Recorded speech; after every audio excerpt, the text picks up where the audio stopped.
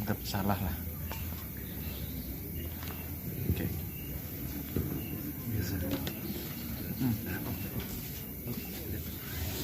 Bismillahirrahmanirrahim. Jazakumullah, kami sampaikan kepada Mas Arif. Assalamualaikum warahmatullahi wabarakatuh. Alhamdulillah tabaraka wa ta'ala wa sallallahu wasallam ala Rasulillah Muhammadin sallallahu alaihi wasallam. Allahumma shalli ala sayyidina Muhammadin al-Fatih lima ughliqa wal khatim lima sabaq.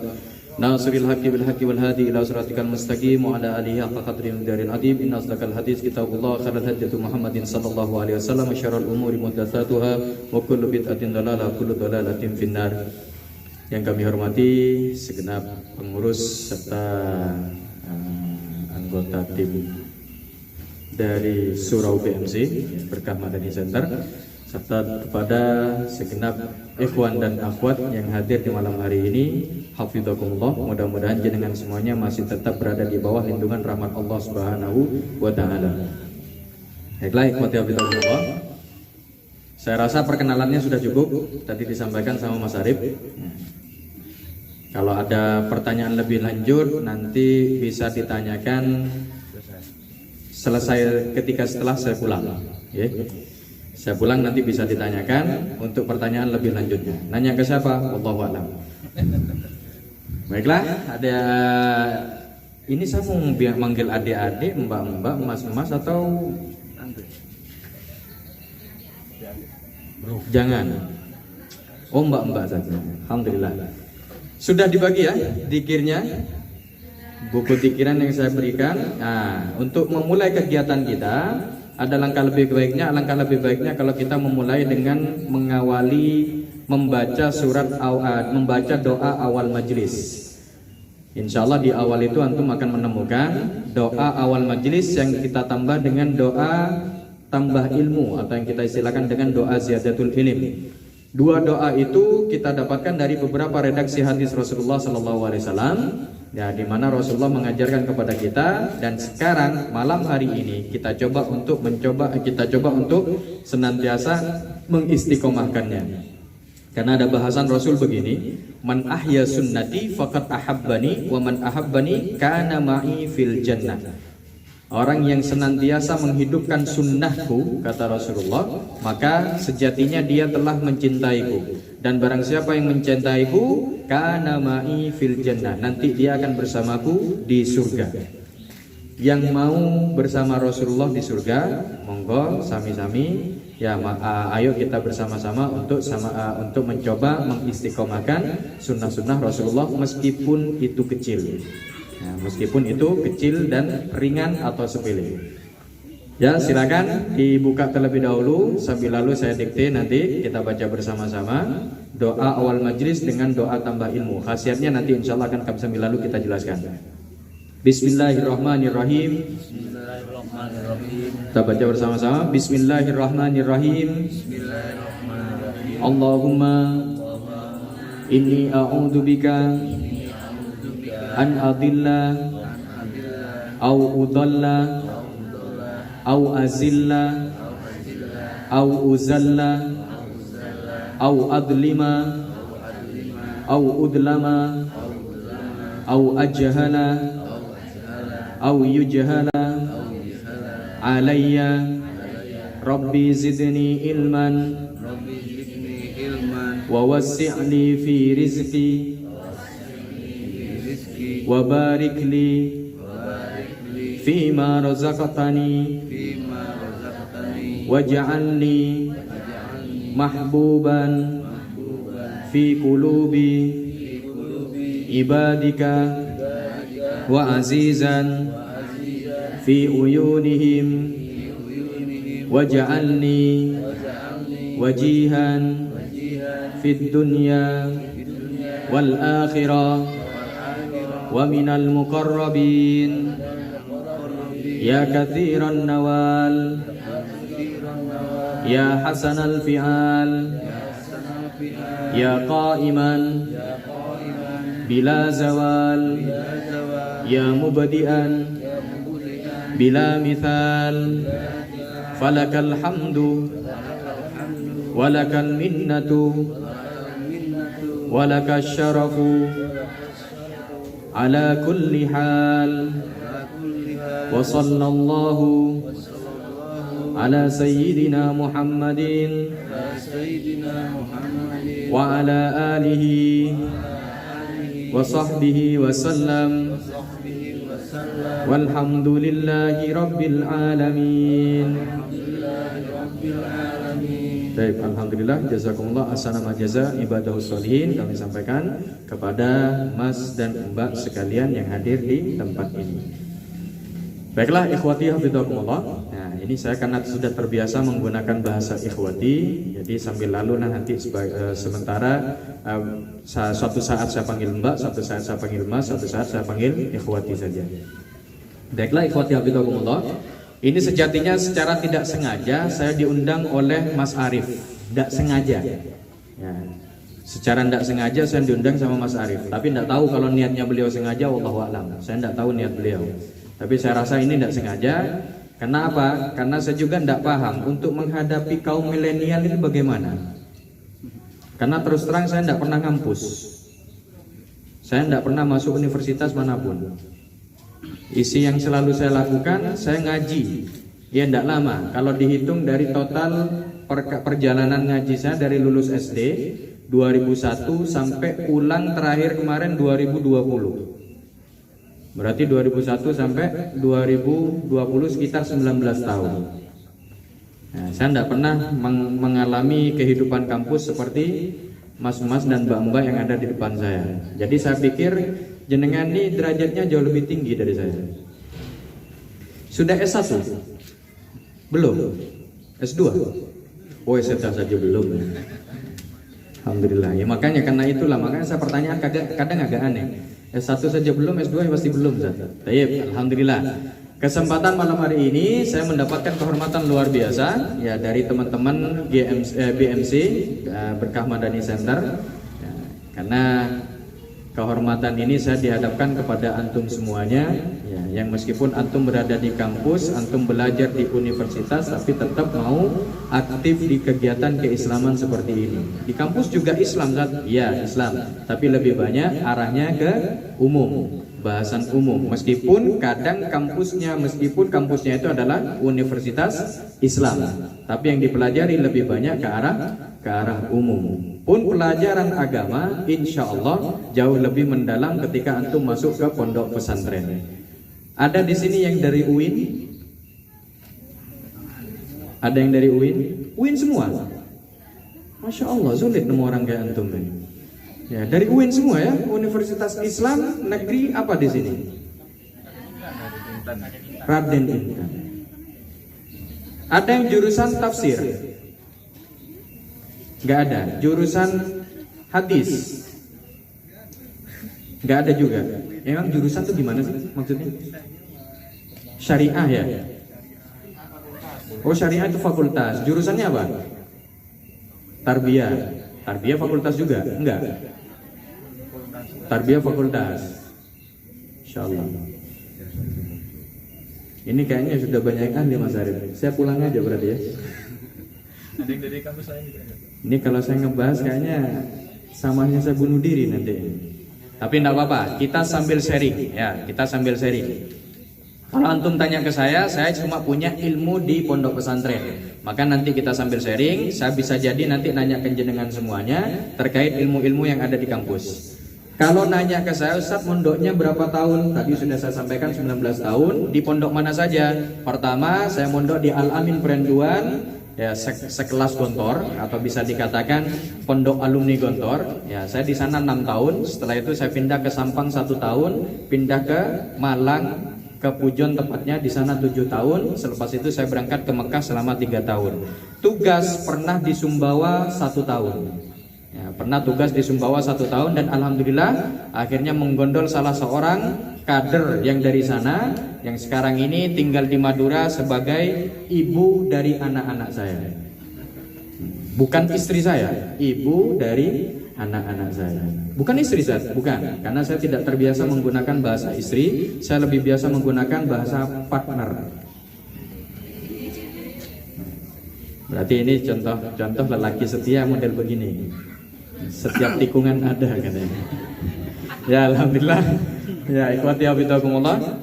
Terus terang tidak apa-apa ya kalau saya nyampaikan sambil guyon ya, karena saya sejatinya orangnya suka guyon. Saya kalau terlalu serius begini ujung-ujungnya saya ngantuk. Kalau kalian yang ngantuk masih biasa, ini pematerinya yang ngantuk kadang. Ya alhamdulillah, monggo kita langsung masuk saja ke materi kita, karena saya hanya dikasih waktu 1 jam ya Mas Agung ya. Kalau tidak salah sampai jam 9, pokoknya jam 9 saya pulang. Oh setengah 10. Baik, kita masuk pada poin. Ada bahasan materi kita pada malam hari ini yaitu kurban hati. Kurban hati. Bagaimana kita bisa berkurban dengan hati kita. Jadi bukan berkorban dengan sapi, berkorban dengan unta, berkorban dengan kambing, tapi kita bisa berkorban dengan hati. Alhamdulillah, Masya Allah ini materi yang luar biasa. Saya aja bingung ini, sejak kapan ada kurban hati. Tapi tidak apa-apa lah, kita coba gali saja. Kira-kira ada, kita temukan apa nanti, ya, Insya Allah, mudah-mudahan ada ilmunya. Ada bahasan di dalam Al-Quran, saya masukkan di sini. Entah nanti coba antum cari di surat apa ini ya. Di surat apa nanti coba antum cari, apalagi yang teman-teman yang keahliannya di bidang tafsir ya, saya tidak terlalu memperdalami terkait ayatnya karena saya terus terang belum hafal Al-Quran. Ya, belum hafal Al-Quran. Tapi kalau antum tanya Taurat, Injil, Zabur, insya Allah nggak hafal juga. Oke, kita masuk pada poin kita. Ada satu ayat yang berbunyi A'udzu billahi minasyaitonir rajim. Bismillahirrahmanirrahim. La yanalallahu luhumuha wala dima'uha walakin yanaluhut taqwa minkum. Walakin yanaluhut taqwa minkum. Kadzalika sakhkharaha lakum litukabbirullaha ala ma hadakum wa basyiril muhsinin. Yang artinya daging atau hewan kurban dan darahnya itu sekali-kali tidak akan sampai kepada Allah. Tetapi yang sampai kepadanya adalah ketakwaan kalian. Demikianlah dia menundukkan untukmu agar kamu mengagungkan Allah atas petunjuk yang dia berikan padamu, dan sampaikanlah kabar gembira kepada orang-orang yang berbuat baik. Baik, ikhwati hafizakumullah. Coba antum perhatikan ayatnya. Kalau antum maaf, ini sebelum kita lanjut, ada aktivis liberal enggak di sini? Enggak ada ya? Jangan langsung Ustaz ini kayaknya jangan. Enggak, saya nanya biar nggak tersinggung, biar nggak ada yang tersinggung. Ya, saya ingin membahas ada satu hal. Ayat ini kalau antum baca secara secara terjemahnya, coba antum perhatikan. Kalau antum baca secara terjemahnya, antum akan menemukan bahwa hewan kurban yang kita sembelih itu nggak ada yang nyampe ke Allah. Ya, daging kurban yang kita sembelih itu nggak ada yang nyampe ke Allah. Yang nyampe ke Allah hanya ketakwaan. Berarti apa fungsi dari kurban itu sendiri? Berarti sia-sia kan? Gak ada gunanya. Saya bukan ngajak antum untuk berpikir liberal. Saya hanya ingin mengajak inilah yang seringkali dijadikan sebagai bentuk serangan oleh teman-teman kita dari kaum liberal. Ayat Al-Quran menyebutkan kurban itu tidak nyampe ke Allah. Jadi untuk apa kita kurban? Yang penting takwa. Masuk? Masuk? Jangan dimasukkan, bukan itu materi kita. Ya, jangan dimasukkan. Masuk aja gitu. Ya. Maknanya ini gimana berarti Zat? Berarti kita selama ini berkurban, masyarakat kita berkurban itu nggak ada gunanya.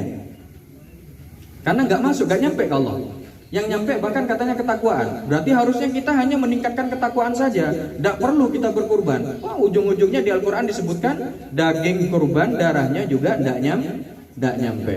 Nah, bagaimana kita bisa mengartikannya? Jangan dipahami dari terjemahan, berbahaya. Ya, jangan dipahami dari terjemahan. Kalau kita memahami dari terjemahan, maka akan antum dapatkan ayat-ayat Al-Quran, redaksi-redaksi hadis Rasulullah. Kalau antum hanya memahaminya dari terjemahan, antum akan menemukan kerancuan di sana. Kita ambil satu contoh. Ada hadis Rasul yang berbunyi begini: Al-wudu'u mimma massatin nar. Yang arti terjemahannya, berwuduklah kalian semuanya dari memakan makanan yang disentuh oleh api. Sekarang saya tanya, kalian kalau masak pakai api apa enggak? Pakai ya? Selama ini setelah makan makanan yang disentuh api, kalian wuduk apa enggak? Enggak ada yang wudu. Berarti enggak ada yang ngikuti hadisnya Rasul ini. Ayo. Kalau mengartikan dari terjemahnya, berarti antum semuanya enggak ada yang ngikuti tuntunan Rasulullah. Kalau enggak ngikuti tuntunan Rasulullah berarti bukan umatnya. Berarti saat nanti ada di akhirat, antum enggak akan disambut oleh Rasulullah. Habis wis. Wocon terjemahan itu. Ya, terus gimana cara untuk mengartikannya? Ikuti apa kata para ulama. Bagaimana para ulama menjelaskan? Al-wudu di dalam hadis tersebut bermakna dua. Yang pertama al-wudu secara bahasa atau secara etimologisnya. Yang kedua al-wudu secara istilah atau secara syariatnya. Wudu yang pertama berarti membasuh, mencuci, membersihkan. Wudu yang kedua berarti membasuh beberapa anggota khusus dengan niat khusus dan cara tertentu. Berarti wudu yang pertama hanya sekedar mencuci saja, mencuci tangan, cuci mulut, membersihkan mulut atau membersihkan segala bentuk hal yang bisa mengganggu kiranya saat kita melaksanakan peribadatan sisa makanan tersebut mengganggu. Kita ambil contoh saja. Kira-kira kalau antum semuanya makan daging kambing, anggaplah setelah Idul Adha makan daging kambing. Kalau daging kambing kena api, kira-kira lemaknya keluar enggak? Keluar ya. Ketika kita makan kambing, lemak tersebut nempel enggak di mulut kita, nempel enggak? Di sebagian area mulut ini kira-kira nempel enggak? Nempel. Setelah nempel jangan dibersihkan. Enggak usah enggak usah kumur-kumur, enggak usah minum, enggak usah apa lain sebagainya, langsung sholat habis itu. Kira-kira ketika sholat kok agak asin-asin? Masih terasa enggak kira-kira? Masih. Berarti makna dari wudu yang di dalam hal itu bukan wudu yang berkaitan dengan wudu kegiatan kita untuk mau melaksanakan sholat, tapi arti wudu tersebut lebih mendekati pada membersihkan mulut dan membersihkan tangan. Cara membersihkan mulut bagaimana? Bisa dengan sikat gigi. Kalau masih kurang mantap sikat giginya, pakai sikat cuci. Ya, kalau masih kurang mantap lagi, pakai debu. Ya, tuh lebih pas. Ya. Jadi makna dari membersihkan mulut, membersihkan tangan dan mencucinya itu jauh lebih pas untuk diartikan pada bahasan hadis Rasul yang berbunyi al-wudu'u mimma massatin nar. Berwuduklah kalian setelah kalian memakan makanan yang berasal dari yang disentuh oleh api. Jadi arti wudu di situ bukan wudu secara istilah syariat, tapi wudu secara bahasa atau yang kita kenal dengan etimologis ya. Etimologi apa? Estimologi. Apa yang tepat? Etimologi.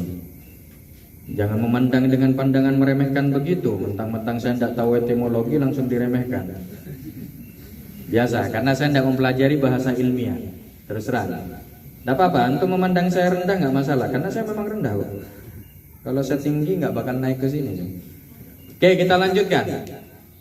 Berarti untuk kita memahami ayat Al-Quran ini, kita juga harus memahami dari tafsir para ulama mufassir atau para ulama ahli tafsir terkait dengan penafsiran Al-Quran tersebut, penafsiran ayat ini. Antum tidak usah dibaca, cukup nanti dijadikan bacaan ringan saja, karena itu memang rangkuman yang kita sediakan buat antum, agar kiranya antum bisa menambah sedikitnya, setidaknya nambah sedikit ilmu. Ya, nambah sedikit ilmu. Oh, ternyata artinya begini. Itu sambil saya coba terjemahkan semudah mungkin. Ya, saya coba terjemahkan semudah mungkin. Ya, rangkuman-rangkuman yang sudah saya berikan itu.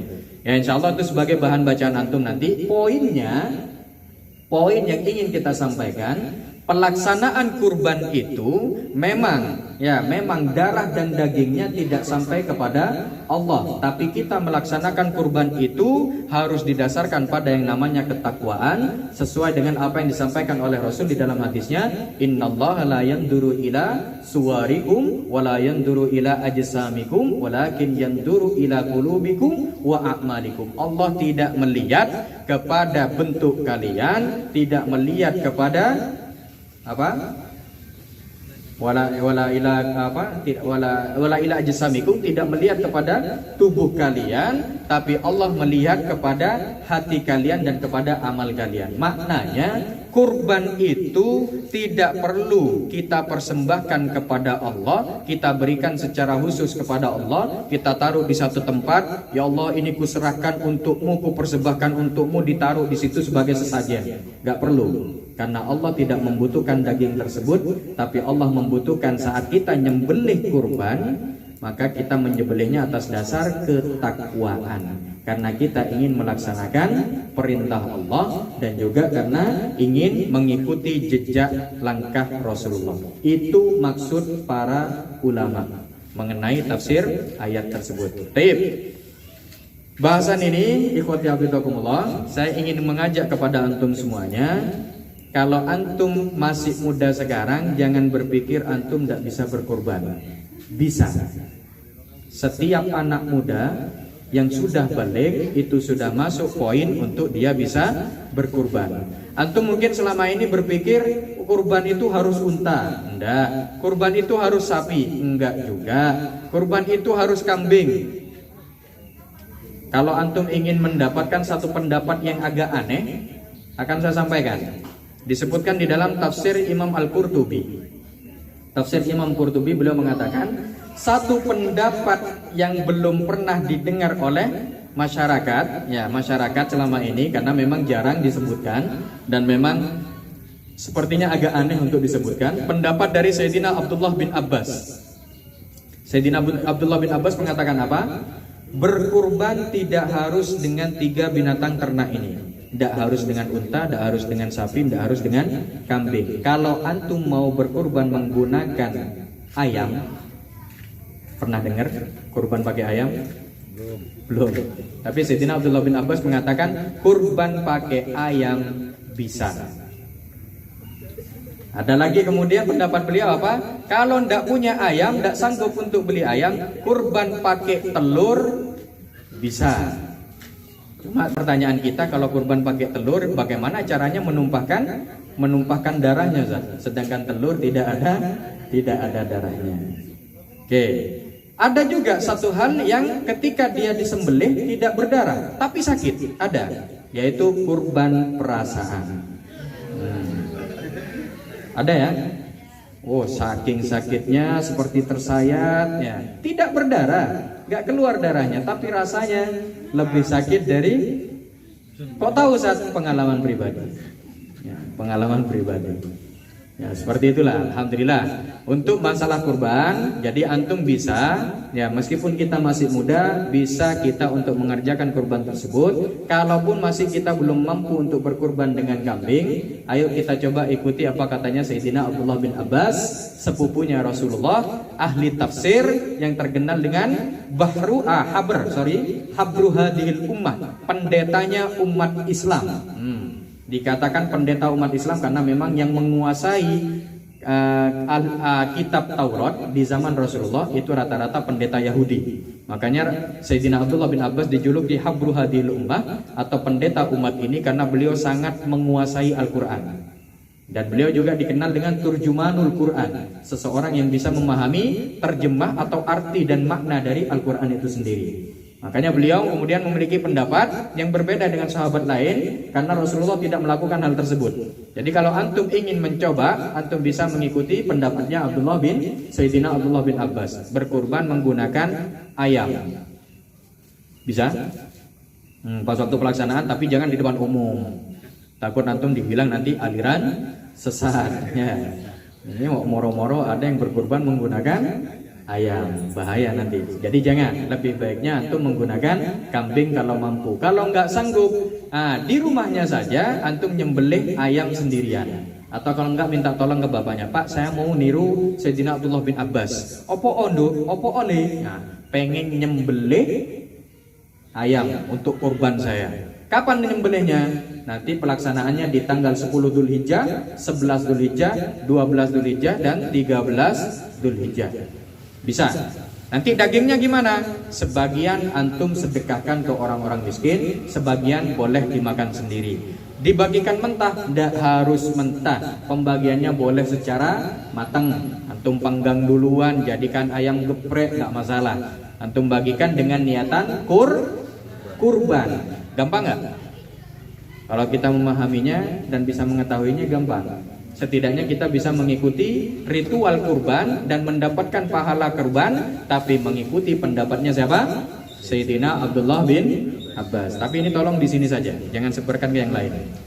Khawatir nanti saya dicap sebagai ustadz aliran sesat, aliran nggak beres. Datang jauh-jauh dari Madura ke Lampung hanya untuk menyampaikan aliran yang nggak beres. Ya, saya hanya menyampaikan dari sisi keilmuan yang pernah kita pelajari. Kita masuk pada poin berikutnya, itu terkait dengan penjelasan ayat Al-Quran yang disampaikan oleh Allah Subhanahu Wa Taala di dalam firman-Nya. Nah, di situ bisa kita lihat dari sisi apa? Ketakwaan yang kita lakukan, tujuan aslinya dan tujuan intinya agar kiranya kita mengerjakan amal kurban tersebut dengan ikhlas. Ya, sesuai dengan apa yang disabdakan oleh Rasulullah SAW, innamal a'malu binniyah wa innamal likulli imri'in ma nawa. Faman kanat hijratuhu ilallahi wa rasuli kanat hijratuhu ilallahi wa rasuli wa man kanat hijratuhu lidunya yusibuha aw imra'atin yankihuha fakanat hijratuhu ila ma hajara ilaihi. Ustaz kok hafal kan? Iyalah. Gimana enggak hafal? Hadis yang sama diulang selama 14 tahun.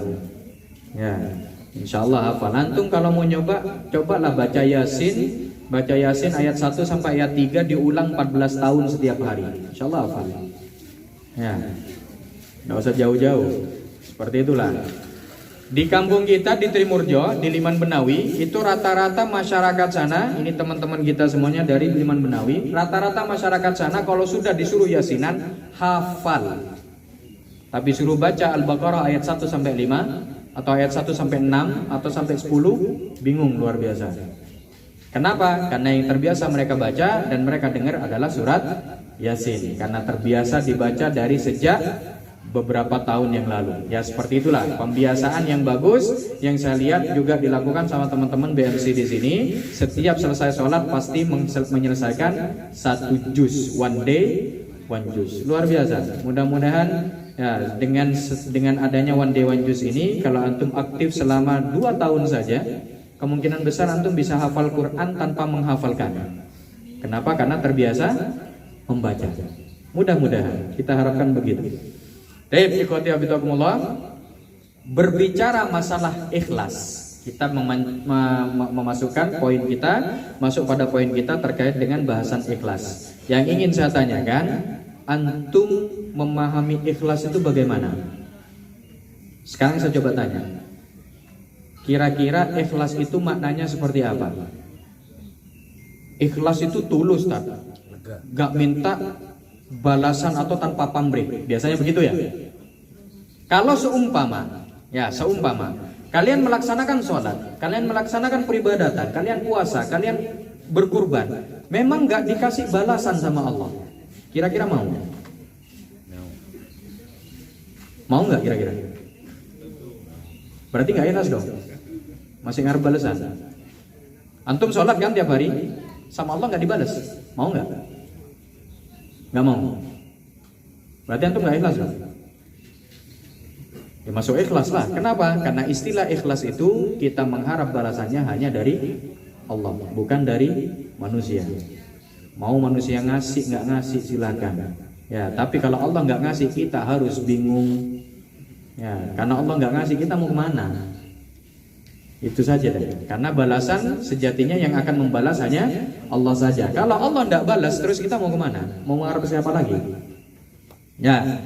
Poin ikhlas, paling mudahnya untuk ikhlas itu, untuk kita mengerjakan ikhlas, paling mudahnya ikhlas ini adalah bagaimana cara kita bisa menyenangkan Allah, bikin Allah senang. Itu saja. Poinnya di sana saja. Jadi kalau jenengan, kalau antum semuanya, ikhwati habibakumullah, mas-mas dan mbak-mbak ini sudah bisa menyenangkan Allah, bikin Allah senang, cukup. Itu yang dikatakan dengan ikhlas. Bukan bikin manusia atau orang lain senang.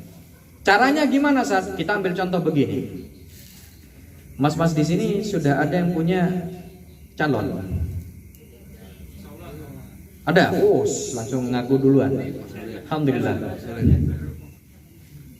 Kalau ada yang punya calon, Saya mau nanya ini agak repot juga ya. Nanti jenengan mau ngaku nggak enak, nggak ngaku nggak enak juga. Oke, kita ambil contoh saja dah. Anggaplah salah satu contoh di sini yang jomblo siapa? Kayaknya ngacung semua ini. Ya, ada satu saja. Seumpama, ini kita ambil contoh dari masnya, ini adiknya Mas Agung ya? Mas apa tadi namanya? Mas Azmi. Mas Azmi sudah nikah Mas? Belum. Suaranya Mas Azmi luar biasa tadi ya. Bacaan Qurannya luar biasa waktu ngimami. Insyaallah. Sekarang pertanyaannya begini.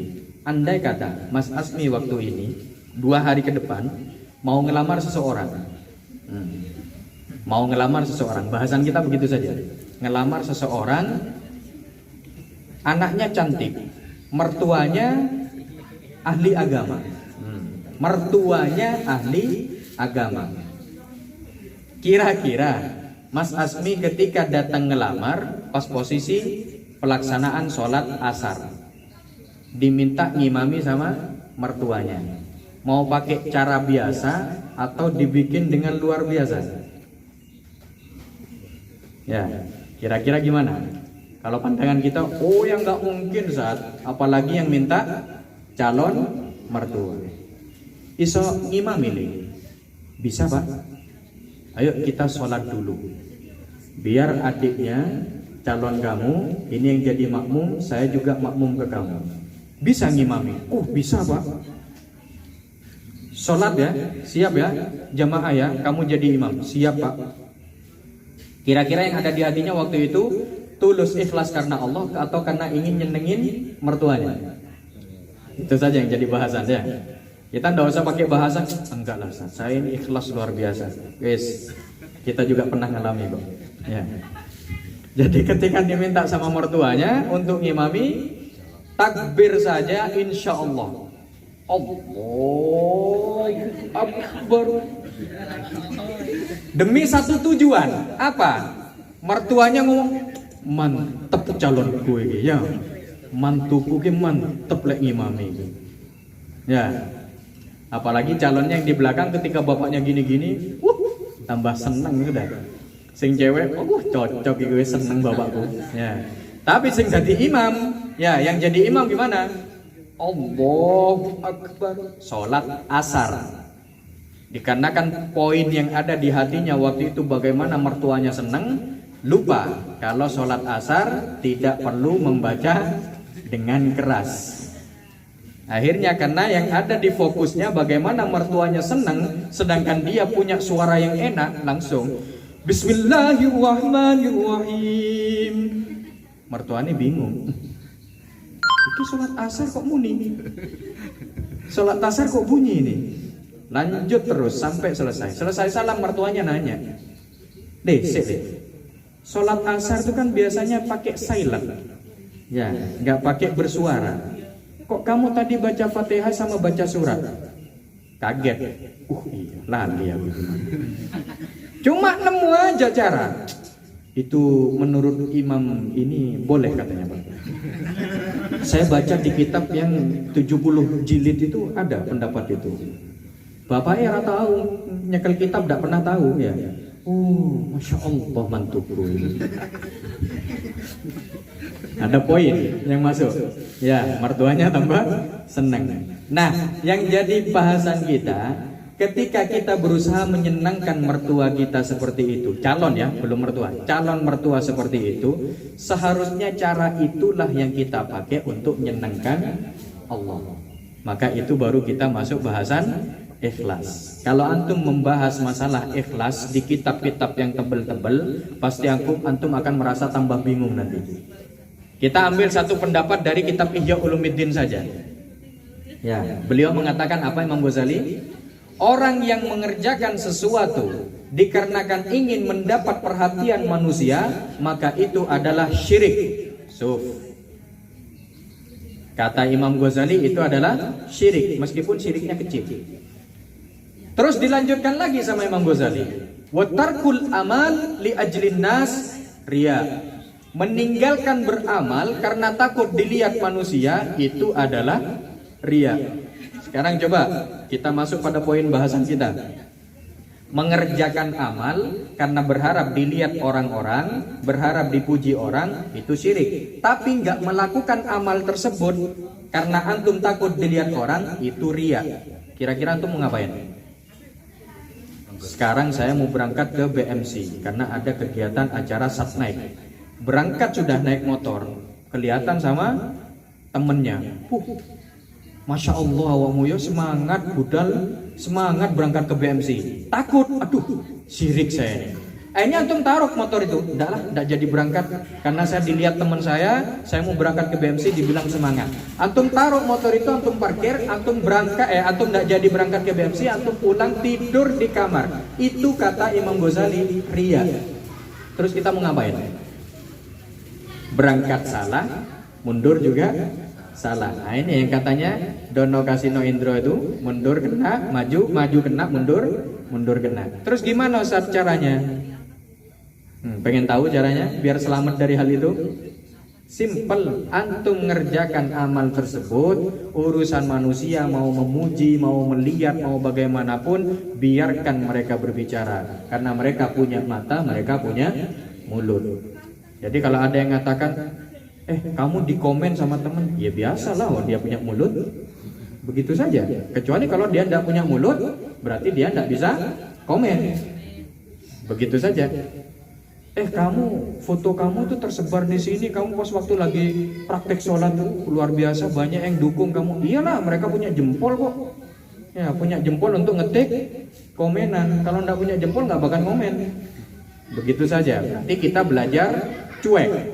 Kita belajar cuek. Nah, untuk bahasan ikhlas ini, ikhwati fillah, maka kita harus belajar juga tata cara memperbaiki niat kita. Oke, sebelum kita melanjutkan pembahasan kita ke depannya, saya ingin tanya, antum niat berangkat ke BMC untuk apa? Dapat ilmu? Bohong, saya nggak nyampaikan ilmu kok.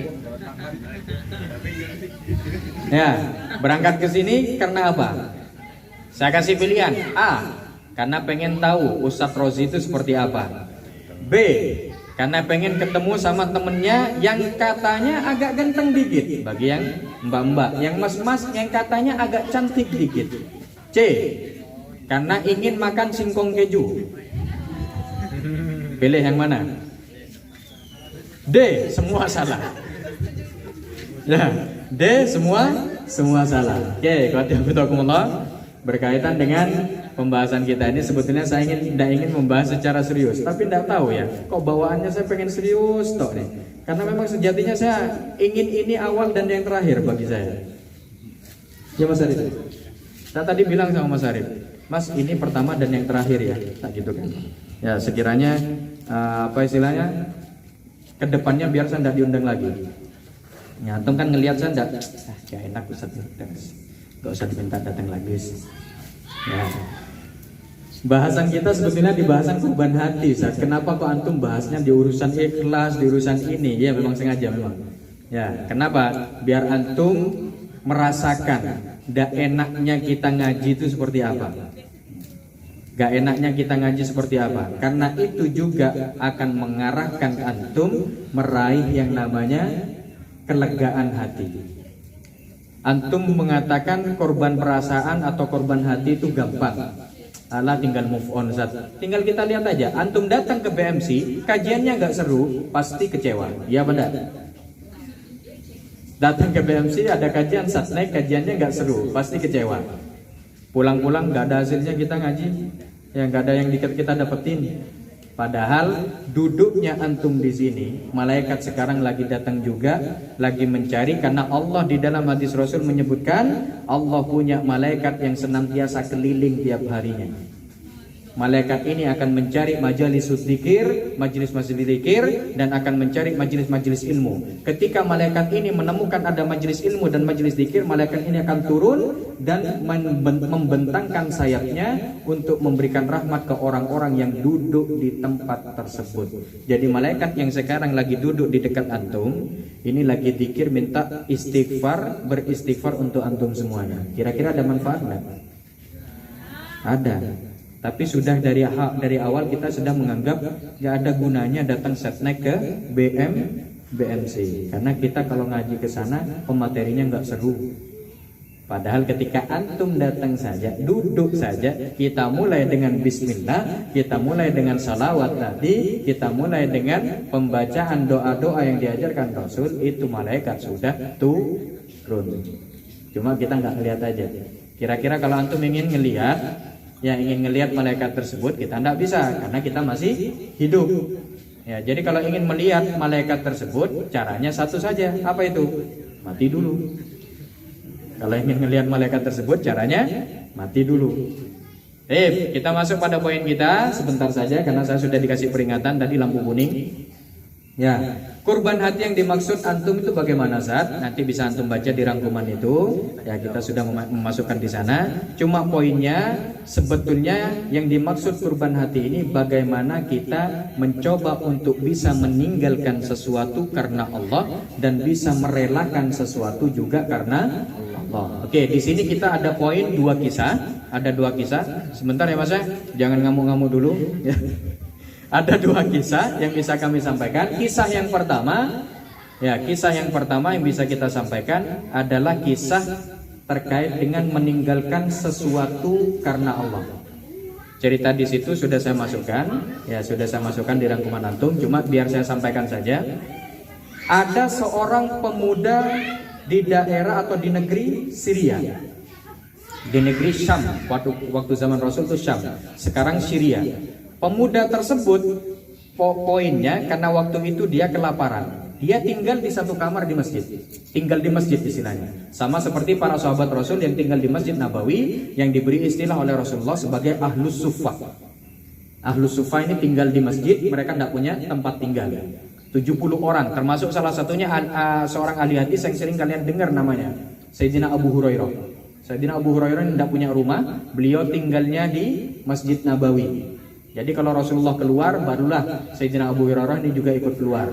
Waktu itu Rasul ngasih makanan, barulah Sayyidina Abu Hurairah makan. Nah ceritanya di Suriah ini ada seorang pemuda yang dia kelaparan. Saat itu dia keliling, nemukan ada satu rumah kok terbuka.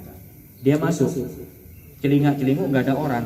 Ngelihat di periuk, tahu periuk ya? Apa periuk itu? Ya begitulah. Ya, ngelihat di periuk dibuka kok ada terong. Nah, ini ada terong, posisi dia lapar. Kira-kira kalau kita melihat hukum fikih, kira-kira yang dilakukan seorang laki-laki ini salah apa benar? Salah apa benar? Salah dari hukum fikihnya. Tapi bisa benar. Kenapa? Karena posisi waktu itu dia memang sangat lapar. Kalau masuk ke arah darurat, kalau dia mau mati, dia boleh untuk makan, meskipun hal tersebut makanan yang dimiliki hak orang lain, dimiliki oleh orang lain. Posisi dia darurat. Dosa tetap. Tapi mudah-mudahan karena darurat tadi, dosanya bisa terampuni. Akhirnya anak ini, pemuda ini ngambil terong yang ada di periuk tadi. Digigitlah terong tersebut. Karena ketika digigit belum dia sempat ngunyah, dia mikir, ya Allah, saya ini pencari ilmu. Saya tinggal di masjid. Kok saya makan makanan haram? Dia taruh lagi. Enggak. Saya minta maaf ya Allah, saya mohon ampun padamu ya Allah, saya taruh ini, saya nggak jadi makan. Dia pulang ke masjid, nyampe ke masjid, ketemu dengan Syekh Salim, gurunya. Ketemu sama Syekh Salim, gurunya. Dia takut, kenapa? Karena Syekh Salim ini punya keistimewaan, punya karomah luar biasa. Setiap ada santrinya melakukan suatu kesalahan, Syekh Salim ini tahu. Nah, kamu tadi begini. Syekh Salim ini tahu. Nah, ceritanya pemuda tadi ketika kembali, ketemu sama Syekh Salim, takut. Aduh, ketahuan ini kayaknya saya bakal dimarahi sama Syekh Salim. Dipanggil beneran sama Syekh Salim. Tan, sini kamu. Datang, dia sudah gemetar. Nah, waktu itu Syekh Salim ternyata nanya apa? Kamu sudah lama tinggal bersama saya di masjid sini. Kamu nggak ada rencana mau nikah? Pemuda ini heran. Kok pertanyaannya aneh? Akhirnya dijawab jujur, iya sebetulnya saya pengen saya. Cuma keadaan saya kan saya tahu, saya makan saja sulit, apalagi saya harus nikah. Oke, begini nak. Saya punya seseorang, dia ini siap untuk hidup bersama kamu dari nol. Tapi bukan penjaga Pertamina ya, bukan. Ya, bukan dimulai dari nol, gara-gara dimulai dari nol, karyawan Pertamina, bukan. Ya, jadi orang ini, perempuan ini memang siap untuk siapapun yang bisa menjadi suaminya. Dia siap untuk hidup dengan suaminya yang baru ini dari nol. Si anak ini hanya mikir, ya kalau ternyata perempuan ini mau, nggak apa-apa sih. Tapi saya tahu sendiri, saya tidak punya mahar, nggak punya apa-apa untuk dijadikan mahar. Ya nggak apa-apa, nanti biar orangnya sendiri yang ngomong ke kamu. Diantarkanlah anak tadi, pemuda ini menghadap atau ketemu sama calonnya. Ternyata calonnya didampingi oleh pamannya waktu itu. Saya Salim mengatakan, perempuan ini memang dia janda, ya, tapi masih muda, seumuran dengan kamu. Nah, dia baru ditinggal wafat suaminya, dia sekarang hidup sama pamannya. Pamannya lemah, tidak bisa menjaga dia, makanya dia butuh seorang pelindung. Si pemuda mengatakan, kalau begitu saya siap saja, tapi yang penting maharnya jangan terlalu berat. Ternyata si perempuan ini nggak minta mahar berat, sudah dinikahkan. Selepas nikah, perempuan tadi ngajak pemuda Suriah ini, pemuda masjid ini, anggap anak Risma lah. Anak Risma ini ngajak pulang ke rumahnya. Rumah yang ditempati perempuan ini adalah rumah yang didatangi pemuda tadi untuk nyuri teror. Masuk kaget, astagfirullah, ini rumah yang saya tadi masuk. Akhirnya istrinya nawarkan, mas mau makan tak? Iya, aku lapar. Istrinya buka periuk, kok ngeliat terong kegigit. Loh, siapa yang gigit terong ini? Akhirnya suaminya nangis terus bilang, ceritalah dia, iya itu tadi saya yang begini-begini. Akhirnya istrinya katakan apa? Ya, ini keberkahan yang kamu dapatkan karena kamu rela atau siap untuk meninggalkan sesuatu yang haram dikarenakan karena Allah Ta'ala. Karena dia rela meninggalkan sesuatu yang haram, akhirnya dia mendapatkan terong tersebut dengan halal. Masih ada bonusnya, bonus istri sama bonus rumah. Enak apa enggak? Enak pastinya. Nah, ingin niru enggak kira-kira? Ingin niru enggak kira-kira seperti itu? Ini contoh saja, bukan berarti ketika antum meninggalkan sesuatu yang haram otomatis nunggu-nunggu ada pangeran enggak yang mau datang ke saya setelah ini. Bukan begitu. Maknanya ketika kita meninggalkan sesuatu yang haram karena Allah, Allah siapkan sesuatu yang jauh lebih hebat dari sekedar halal. Apa itu? Halalnya dapat, bonusnya juga dapat.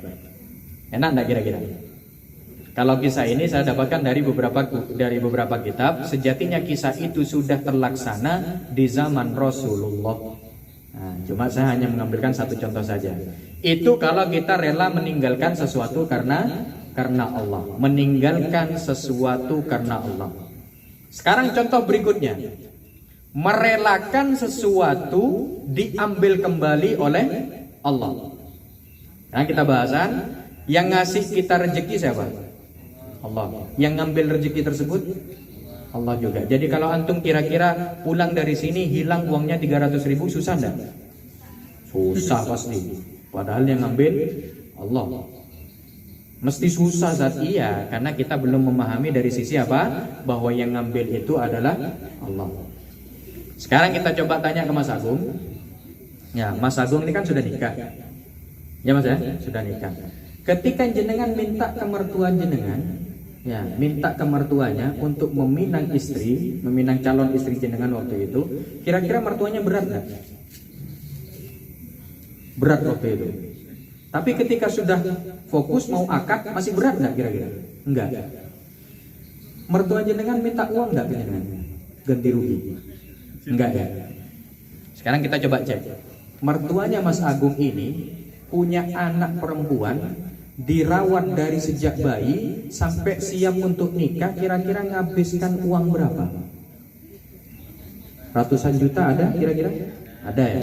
Datang Mas Agung meminang anaknya, minta ganti rugi nggak? Barusan bilang Mas Agung nggak minta ganti rugi, berarti mertuanya ikhlas, malah senang. Walhamdulillah ono arek lanang sing jaluk anakku. Ini salah satu contoh seseorang itu merelakan sesuatu diambil oleh orang lain, padahal orang itu bukan saudaranya. Dia orang lain. Minta anaknya dirawat dari kecil sampai besar, nghabiskan uang 100 juta, itu ndak minta ganti rugi. Ya sudah, bawa saja. Nah, kira-kira kalau kalian nanti ada yang punya mobil atau sepeda motor, Ustadz datang ke rumah kalian, saya minta sepeda motornya, mau dikasih seperti itu enggak? Kenapa kok beda? Padahal kalian beli sepeda motornya paling 15 juta atau 20 juta. Lah ini loh, bapak ini loh, nghabiskan uang ratusan juta, ada yang minta anaknya dikasih begitu saja. Ya enggak apa-apa, enggak apa-apa. Malah seneng. Alhamdulillah anakku ono sing gelem. Anakku akhirnya payu. Nah, seneng nggak kira-kira bapak kalau gitu? Seneng. Padahal ya laku, payu itu laku. Nggak paham payu ya?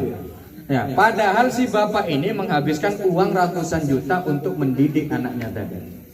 Tapi dia nggak kepikiran, bahkan nggak minta ganti rugi. Itu salah satu contoh kerelaan kita kalau harta kita diambil kembali oleh Allah. Tapi andai kata praktek seorang mertua yang memberikan anak perempuannya untuk seorang lelaki yang soleh itu dipraktekkan ke seluruh lini kehidupan kita, pasti hidup kita berkah. Jadi kalau kalian punya HP, ada temennya, saya enggak punya HP sekarang, pakai punya saya, bawa, enggak apa-apa. Ya. Insya Allah gantinya luar biasa. Cuma kadang orang berat, ya masih kepikiran kalau saya ngasih, saya dapat apa nanti? Masih mikir. Ya, emang Ustadz sudah praktek Ustadz? Oh sudah, jelas. Kalau sekarang bisa praktek, bisa. Apa yang kalian mau dari saya? HP, ambil. Ya, mau jaket, ambil. Mau mobil, bukan punya saya. Ya, saya model seperti itu. Arahnya kalau kita bisa memahaminya enak, ikhwan.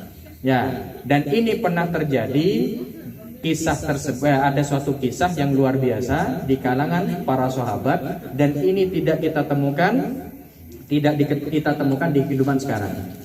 Kisahnya siapa? Ada seorang sahabat yang namanya Sayyidina Abu Talha dengan Sayyidah Ummu Sulaim. Sayyidina Abu Talha dengan Ummu Sulaim. Maaf ya, ini saya nanya menggunakan bahasa perasaan ke mbak-mbaknya. Mbak-mbak ini kira-kira kalau sudah punya anak, maaf, punya anak, pas anaknya wafat, kira-kira hatinya patah nggak? Luar biasa ya. Pasti untuk move on sulit ya. Sabar. Ceritanya begini, Sayyidina Abu Talha itu punya seorang putra yang sangat disayang sama Sayyidina Abu Talha. Suatu hari Sayyidina Abu Talha lagi keluar untuk nyari nafkah. Anaknya lagi posisi sakit. Ketika beliau keluar, istrinya Ummu Sulaim ini merawat si anak. Ternyata anaknya tidak tertolong lagi sampai anaknya wafat. Waktu itu juga Sayyidina Abu Talha tidak ngerti, tidak tahu kejadian itu karena beliau lagi di luar. Ummu Sulaim akhirnya memandikan si anak, mengkafaninya dengan baik dan lain sebagainya. Terus diselimuti biar tidak terlihat seperti jenazah, tapi kelihatan kayak anak yang lagi tidur nyenyak. Dibiarkan begitu saja. Malamnya datang Abu Talha, Sayyidina Abu Talha datang, nanya langsung pertanyaan tentang anaknya. Wong anak yang paling disayang kok, satu-satunya lagi waktu itu. Sayyidina Abu Talha nanya, gimana anaknya? Alhamdulillah sudah istirahat. Antum bisa bayangkan ya, seorang ibu, anaknya wafat, tidak ada suami, suaminya datang, malah yang ada di pikirannya waktu itu suami saya lagi capek.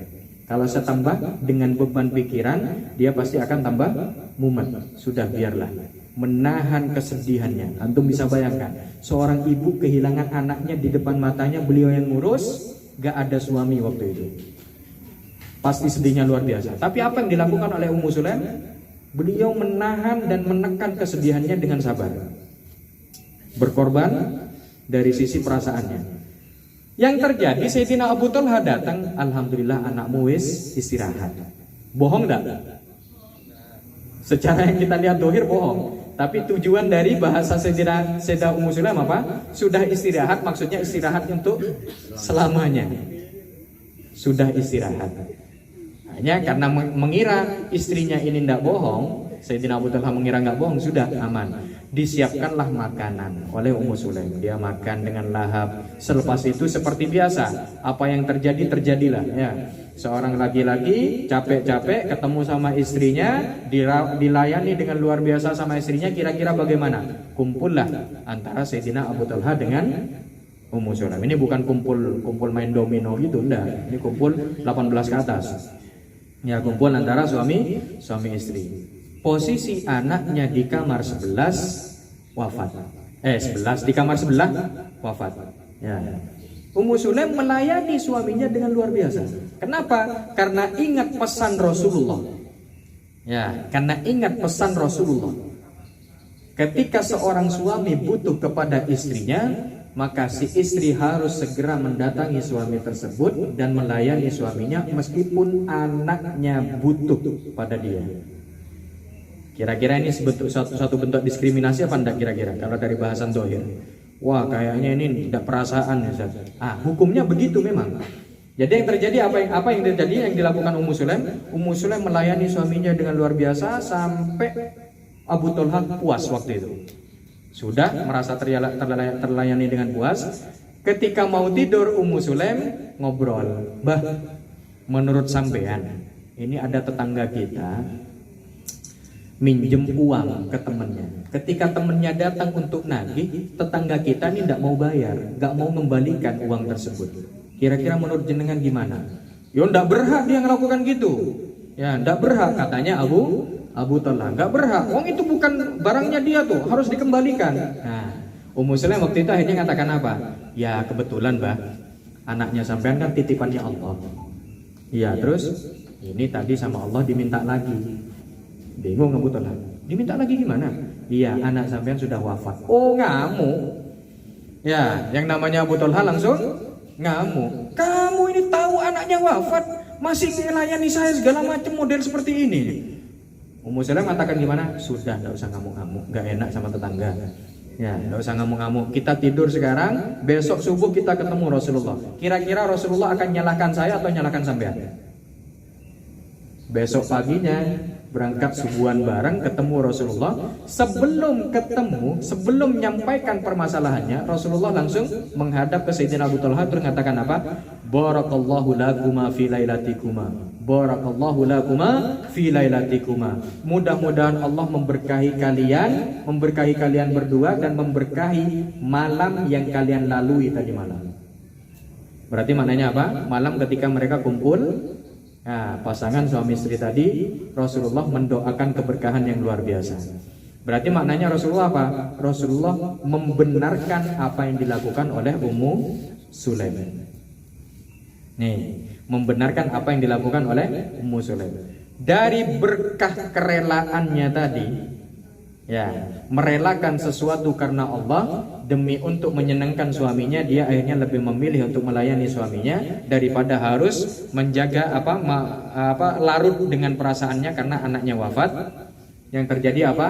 Dari doa Rasul ini disebutkan oleh para sahabat di beberapa riwayat bahwa Abu Talha punya putra setelah itu di tahun-tahun berikutnya punya anak 9 orang laki-laki semua. Laki-laki semua 9 orang. Dan semuanya 9 orang ini jadi ulama panutan umat. Gara-gara satu orang anaknya wafat, istrinya Ummu Sulaim merelakan hal tersebut, tidak pakai acara apa istilahnya, teriak-teriak dan lain sebagainya, ngatakan ya Allah anak saya masih kecil, tidak pakai ngeluh dan lain sebagainya. Ya, akhirnya oleh Allah diberi ganti 9 orang anak, yang mana 9 orang anak ini menjadi ulama besar semua. Seperti itu.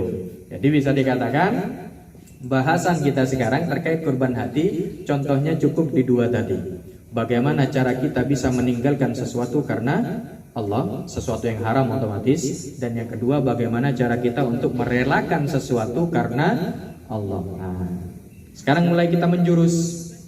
Ya, sebelum kita masuk pada bahasan dialog, saya coba memberikan pertanyaan terlebih dahulu. Kira-kira yang sudah punya yang sudah punya pacar di tempat ini siapa? Ada nggak? Bagus, alhamdulillah. Tapi kalau ada yang punya pacar, kira-kira bagaimana? tinggalkan dia karena Allah. Kira-kira akan dapat balasan apa nanti? Buktikan sendiri. Ya. Meninggalkan seseorang karena Allah, apa yang akan didapatkan?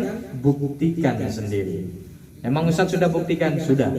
Saya ke Dompu ketemu sama seseorang yang akhirnya sekarang sudah jadi istri saya. Saya biarkan dia di sana hanya memendam perasaan saja. 1 tahun di Dompu, akhirnya saya pulang, diutus sama kiai saya untuk balik kembali ke Malang. Selepas dari sana orang tua saya minta saya berangkat ke Mekah selama 3 tahun. Jadi bagaimana perasaan seseorang, perasaan seorang laki-laki yang sudah ketemu sama seorang yang katanya dia cocok, orang tersebut masih ada di Sumbawa, ya, kita berangkat ke Mekah selama 3 tahun. Kupasrahkan dirinya padamu ya Allah. Ya, begitu saja. Akhirnya saya teringat lagunya Wali yang sekarang itu.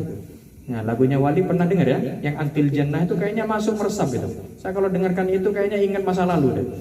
Ya.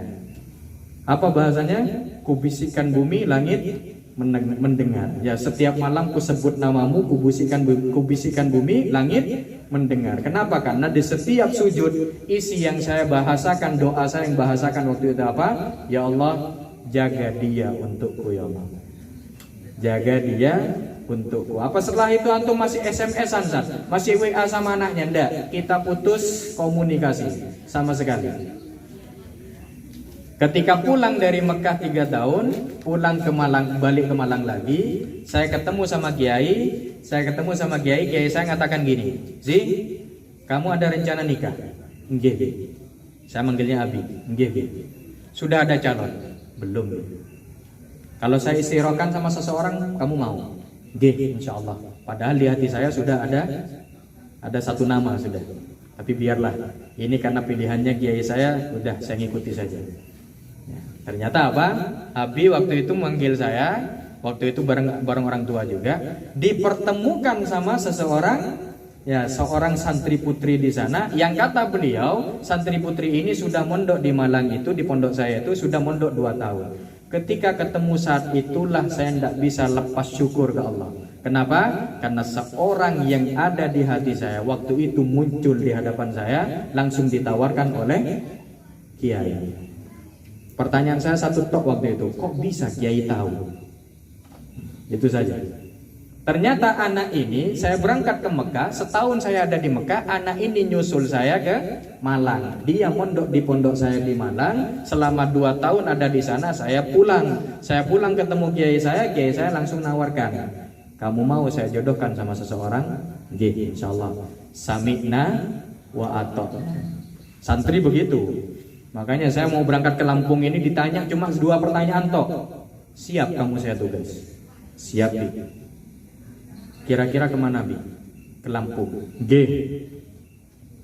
Gak pernah nanya nanti saya makan apa di sana, Bi. Gak pernah. Saya dapat gaji nggak, Bi? Gak saya tanyakan. Kalau saya tanya langsung saya tempeleng 2 kali itu. Ya, santri begitu.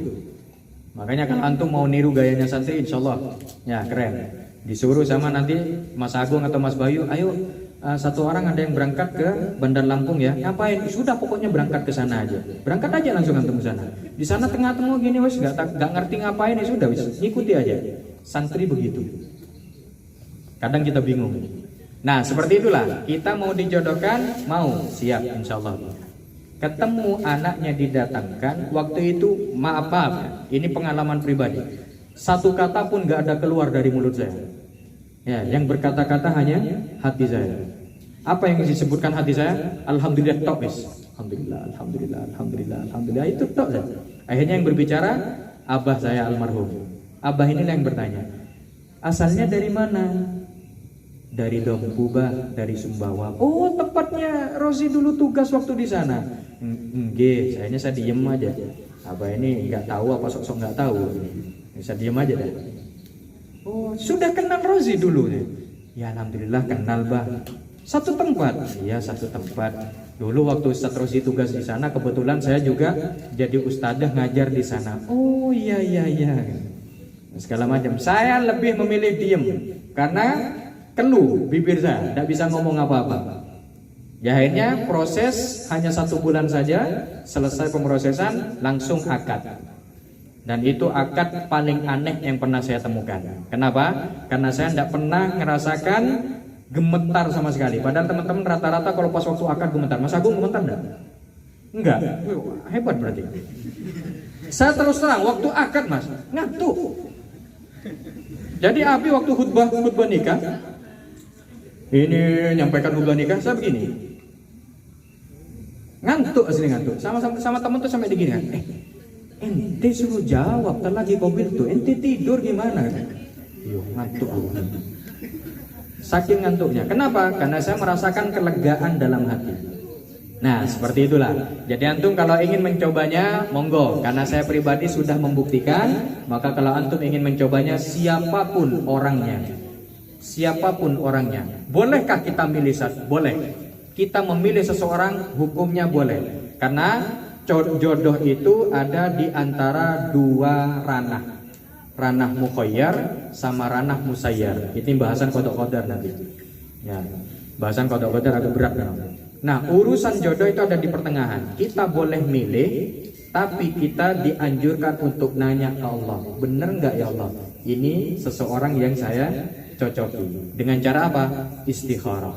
Ketika istikharahnya masuk dan muncul bagus, lanjut. Kalau jelek, jangan. Kalau mau lanjut, resiko ditanggung penumpang. Begitu saja. Ya, seperti itulah. Jadi kalau antum ada yang cocok, ungkapkan dalam hati, sebut namanya di sepertiga malam terakhir. Jangan minta dulu ke orang tuanya kalau antum masih dalam masa pendidikan.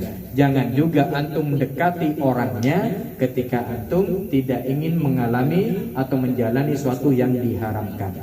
Maka bagaimana? Ucapkan namanya, sebut namanya ketika antum melantunkan doa-doa antum di sepertiga malam terakhir.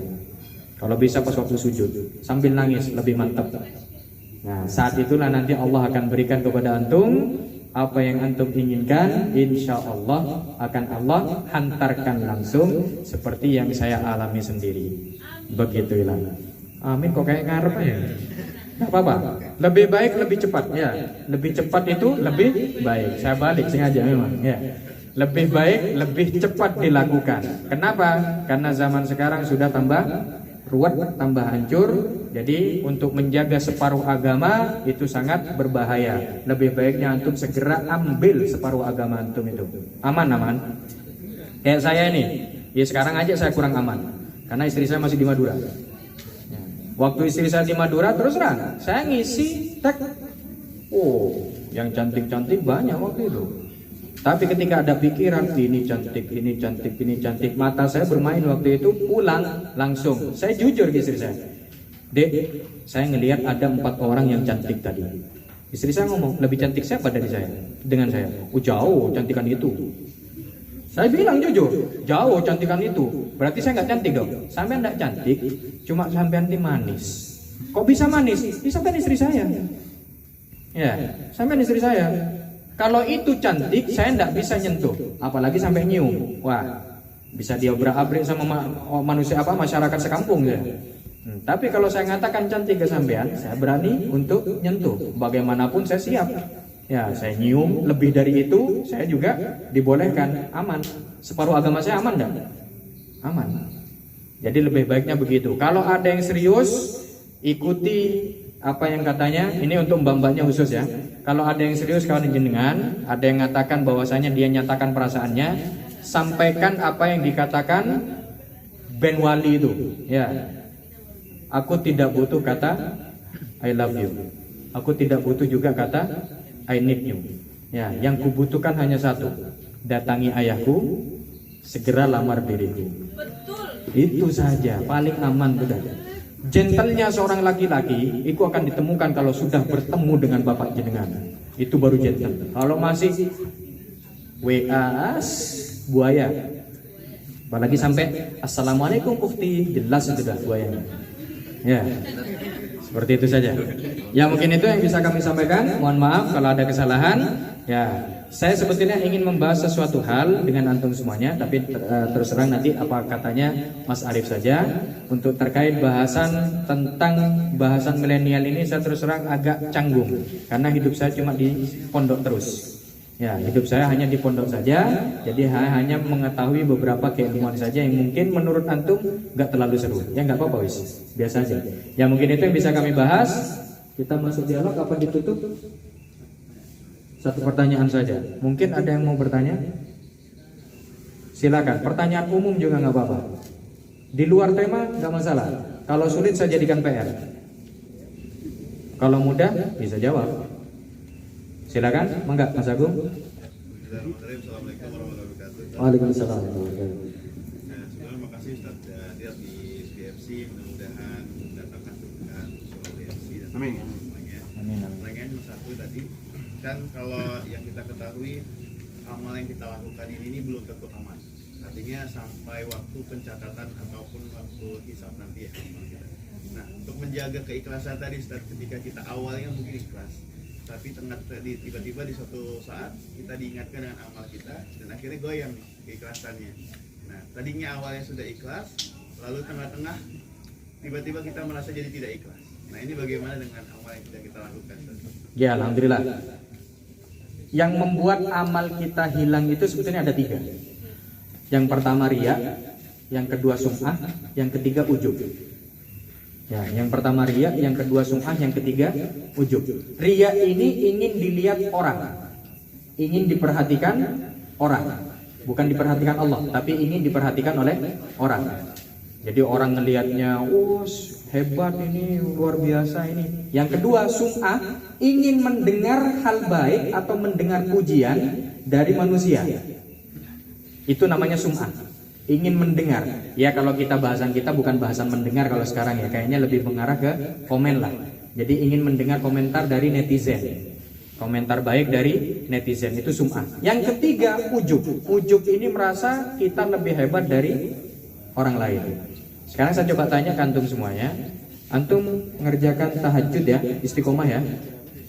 Jangan dijawab. Ya, jangan dijawab. Lah, antum nanya tapi jangan dijawab. Iya. Karena ini yang akan jadi poin pembahasan kita. Antum ngerjakan tahajud, ada yang puasa Senin Kamis, ada yang kalau berangkat ngikuti kajian keislaman semangat, ada yang bagian Jawa-Jawa kalau mas-masnya ini kalau berangkat subuhan pasti jemaah subuh, gak pernah lepas selama berapa tahun? Sudah 5 tahun ini Ustaz, alhamdulillah. Setan akan bermain di sini. Disadari atau tidak, pasti kita akan pernah merasa. Jangan mengatakan, "Enggak Ustaz, saya aman." Jangan. Kenapa? Karena dengan kita mengatakan begitu berarti kita merasa bahwa setan sudah tidak ganggu kita. Lebih bahaya lagi. Kalau setan tidak ganggu kita, lebih bahaya lagi. Kenapa? Karena kita sudah dianggap saudaranya sama setan. Jadi nggak perlu diganggu.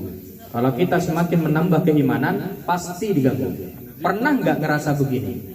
Ketika kita melangkah subuhan atau berangkat untuk tahajud ke surau BMC seumpama karena rumahnya dekat, pengen tahajudan di sini, pengen ikut ngumpul di sini, ngelihat kanan kiri, kok saya subuhan, berangkat subuhan kok kanan kiri rumah ini masih kosong ya, kok masih gelap, maaf bukan kosong, kok masih gelap ya, lihat kanan kiri kok gelap, kayaknya nggak ada yang bangun ini.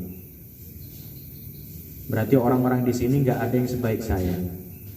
Saya berangkat subuhan, orang-orang di sini nggak ada yang subuhan. Atau antum sholat tahajud, temennya masih tidur. Selepas sholat tahajud, dikira sudah selesai. Memang tahajud sendiri. Karena apa? Menjaga biar nggak riya. Akhirnya dia sholat sendirian. Pas sholat sendirian selesai, temennya di samping lagi tidur. Noleh. Sakno konjoku. Kasihan teman saya ini, dia tidak tahajud, tidak seperti saya. Pernah nggak? Pernah yang merasa begitu? Sering ya? Ya kalau yang nggak pernah, mudah-mudahan terus, mudah-mudahan istiqomah. Ustadz pernah nggak? Pernah. Pulang dari Mekah, ceritanya begini Mas Agung. Pulang dari Mekah, saya buka majelis di Madura. Mulai dari Sampang, yang di Pamekasan tertarik, yang di Sumeneb tertarik, sampai yang di Bangkalan juga tertarik. Akhirnya saya diundang ke beberapa tempat ini. Pulang dari sana, muncul dalam diri saya itu begini. Memang diawali dengan alhamdulillah. Alhamdulillah. Akhirnya saya mulai sekarang dikenal banyak orang. Saya mulai viral. Saya mulai banyak diundang kemana-mana. Hati saya berkata begitu. Ketika saya ke Pujon, ketemu sama kiai saya yang saya ceritakan tadi, yang menjodohkan saya itu, saya ketemu sama kiai saya, beliau mengatakan apa? Zi, kamu punya perasaan apa? Mau tidak mau saya jujur. Iya Bi, mohon maaf Bi. Saya kemarin waktu ke Bangkalan itu, saya pernah merasa diri saya ini hebat begini. Apa bahasanya beliau? Ingat, kamu itu lebih rendah dari telur.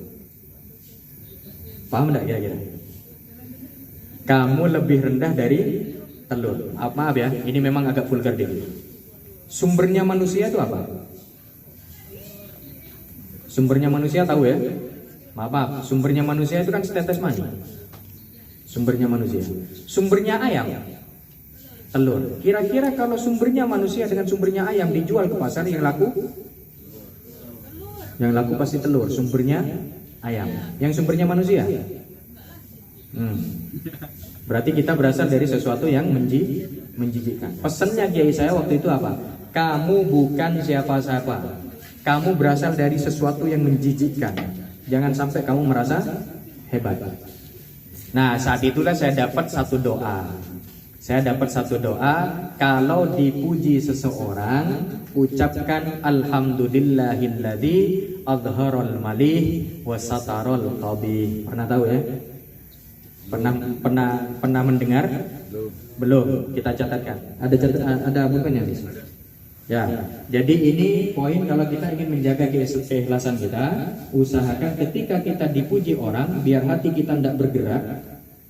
Ya, kita ucapkan doa ini, tidak usah terlalu keras. Ya, kita mengucapkannya pelan saja kalau bisa dalam hati. Dengan kalimat apa? Alhamdulillahilladzi adharal malih wa satarul qabih.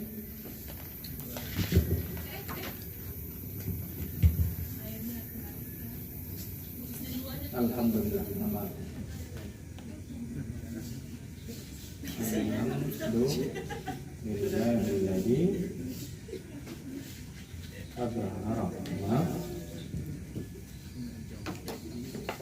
Ini sekaligus menjawab pertanyaannya Mas Agung. Ya. Terkait bagaimana untuk kita menjaga keikhlasan kita saat. Oke, seperti ini. Karena keikhlasan manusia itu biasanya akan terganggu kalau dia sudah mendapat pujian.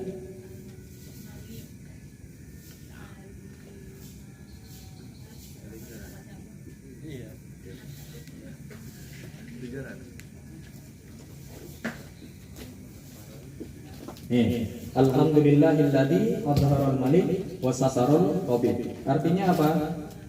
Segala puji bagi Allah yang menampakkan hal-hal baik dariku dan menutupi hal-hal yang buruk. Antum melihat Mas Agung ini hebat enggak? Baik enggak kira-kira? Karena yang ditampakkan ke antum oleh Allah hal-hal yang baik. Saya ingin tanya, Mas Agung punya aib, Mas? Kalau ditunjukkan ke antum kira-kira gimana? Pasti ilfil semua. Seperti saya juga. Kalau antum melihat, wah Ustaz Rosi hebat ya, mondok sampai ke Mekah 3 tahun, udah 19 tahun mondok itu ngatamkan banyak kitab. Iya, karena yang antum tahu itu saja. Kalau antum tahu kejelekan saya, pasti ilfil, nggak bakal mau ketemu, ngelihat aja kayaknya nggak bakal mau. Nah, dari sisi inilah, makanya kita bersyukur kepada Allah ketika kita dipuji, agar kita tidak tertipu pada hati kita. Setan biar tidak terlalu sering menipu lagi, tidak semakin gencar menipu kita dari sisi hati, maka kita membaca doa alhamdulillahilladzi adharal malih wa satarul qabih. Pakai bahasa Indonesia boleh, Ustaz? Boleh. Segala puji, jangan pakai segala puji, tapi pakai alhamdulillah. Alhamdulillah, yang baik-baik ditampakkan sama Allah, yang jelek-jelek ditutupi. Boleh menggunakan bahasa begitu. Jadi ketika kita dipuji langsung mengucapkan doa alhamdulillah, yang baik-baik ditampakkan, yang jelek-jelek ditutupi, begitu saja. Ya, ikutan ya Mas Agung ya. Ya, seperti itulah. Ya, alhamdulillah, mungkin itu yang bisa menjadi bahasan kita pada malam hari ini. Harapan kita kepada antum semuanya, jangan tertipu dengan amal. Orang yang tertipu dengan amal biasanya mereka yang baru-baru hijrah. baru mengenal agama Islam, baru tahu ajaran Islam begini, akhirnya dia ngerjakan dengan istiqomah, dapat 1 bulan, 2 bulan, terus ngelihat temennya tidak seperti dia berpikir, alhamdulillah saya lebih hebat masih daripada teman saya. Saya kalau sholat sekarang alhamdulillah husuk, teman saya kayaknya nggak husuk masih. Alhamdulillah saya kalau ngaji Quran panjang pendeknya tepat, kayaknya orang ini masih belum pas ini. Sehebat saya masih. Nah ini menipu, tertipu dengan amalnya, dan itu kerjaannya setan. Kadang kita tidak sadar. Jadi kalau kita ketemu hal tersebut, ingat pada doa ini. Alhamdulillah, yang bagus-bagus ditampakkan, yang jelek-jelek ditutupi. Yang mungkin itu yang bisa kami sampaikan. Mohon maaf kalau ada kesalahan. Jazakumullah ahsana ma jazaa buat sufin kami sampaikan. Akhirul kalam dari kami. Wassalamualaikum warahmatullahi wabarakatuh.